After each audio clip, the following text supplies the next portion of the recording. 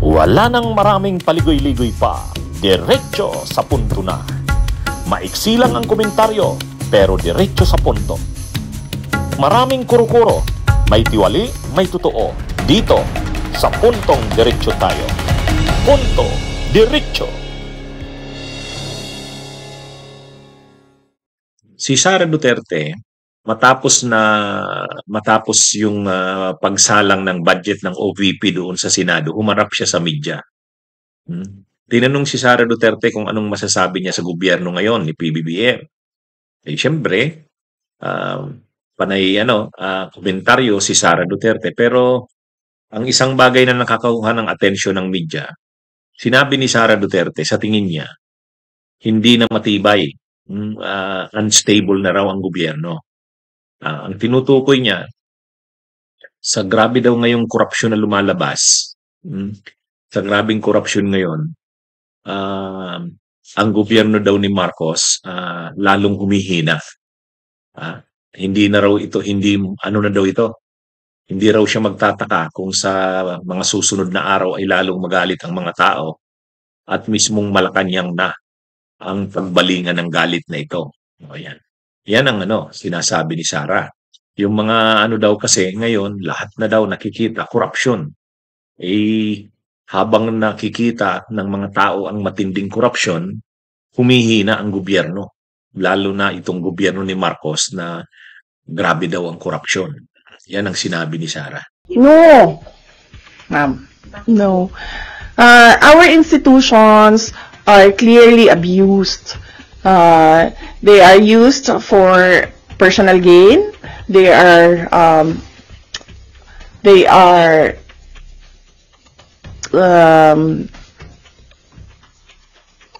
used for personal gain, and we have already seen the testimony of witnesses about corruption, and there is practically nothing happening in our country.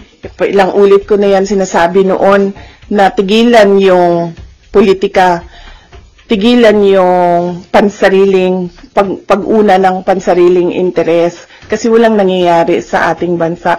Meron ba kayong nakikita at all na project na nakatulong sa ating bayan? Wala.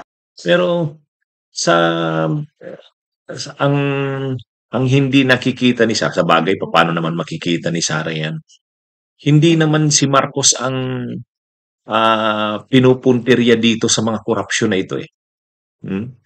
Ang mahirap, pwedeng sabihin na problemado nga ang gobyerno kung ang tinutumbok na pinakapromotor ng lahat ng ito, galit ang tao kay Marcos, kay PBBM mismo. Kapag ganun siguro, totoo na medyo unstable na ang gobyerno. At kapag ganyan, baka nga maraming kudeta na ang naganap, katulad nung nangyari nun kay Gloria Arroyo. Dahil dun sa garapalang mga korupsyon ni Gloria, yung NBNCTE, yung Hello Garci, sunod-sunod na mga pag-aalsa sa Oakwood, mga mutiny, Oakwood mutiny, marine standoff, sila Kerubin, sila Danilo Lim, sila General Miranda, sila Trillanes. Kasi galit talaga yung mga tao, pati yung military, galit rin sa garapalang korupsyon sa panahon ni Gloria.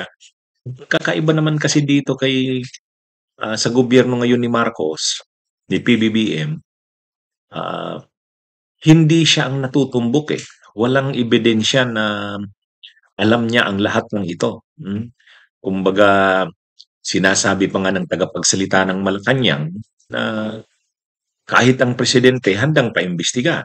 At kung nung tinanong, hindi kaya sangkot ang presidente diyan sa mga flood control na yan, na mga anomalya. Ang sagot ni Jose Claire Castro ay kung involved ang presidente diyan, bakit niya pa iimbestigahan yan? Kaya ang isang bagay dito na naiiba sa sitwasyon ngayon, hindi ang presidente ang pinakatumbok. Hindi tulad nung panahon ni Erap na yung corruption sa wedding, kaya talaga ang tinutumbok. yung panahon ni Gloria, si Gloria talaga rin ang tinutumbok. Ito hindi.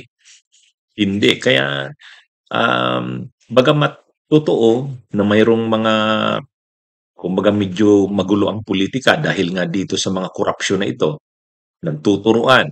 Sila Romualdez, sila Saldic, sila Chis Escudero, ang Senado, ang Kamara, at medyo talagang mainit ang takbo ng politika dahil may mga tinatamaan nga dito sa mga anomalyang ito, korupsyon. Pero ah, mahirap namang sabihin yung sinasabi ni Sara na unstable ang gobyerno.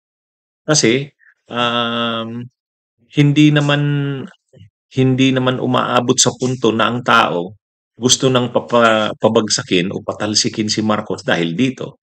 Sila Sara siguro, nanawagan sila Marcos resign, patalsikin si Marcos. Yung mga DDS ganun. Pero yung mamamayan, hindi pa umaabot sa Marcos resign. Kahit yung mga leftist groups na nanawagan ng rally doon sa Luneta noong September 21, lininaw nila, hindi pa sila mananawagan ng Marcos resign. Dahil wala ngang ebidensya pa na si Marcos ay involved din sa mga katiwalian na yan. Bagamat, gusto rin nilang singilin si Marcos dahil lalo na dyan sa kapabayaan sa mga budget na yan na pinag-uusapan. Pero yung talagang tumbukin si Marcos para patalsikin na, palitan na, walang ganon. Mga DDS lang ang nananawagan nun. Kaya stable pa rin ang gobyerno. Kaya kahit anong panawagan ng kampo nila Duterte, nung September 21, nananawagan sila, withdraw na daw ng support ng military at ng PNP, hindi nangyari. At yung gusto sanang sumanib ng kampo ng mga DDS doon sa nagrarally sa EDSA People Power Monument, itinaboy sila. Kaya medyo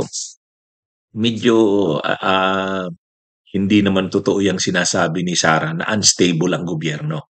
Bagamat totoo na medyo may political crisis ito kasi marami na talagang may mga senador na nai-involve at hindi pa nga diyan pinapangalanan ng mga kongresista.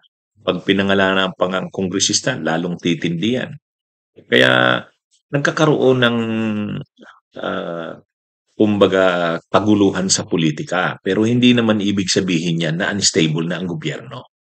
Ang mahirap kung ang mga tao at kahit ang military at ang PNP galit na sa gobyerno at gusto ng palitan ito. Hindi naman ganun. Ang nananawagan ng ganyan, DDS, mga Duterte.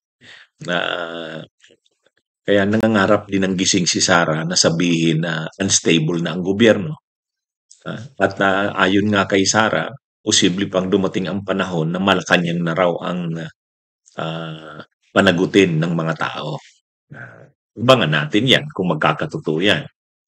Bunyog, bunyog, halikan na kasama ka. Bunyog, kapag buklod ay may pag-asa. Luzon, Visayas, Mindanao, isa ang pananaw. Sa bagong Pilipinas ang bunyog isisigaw.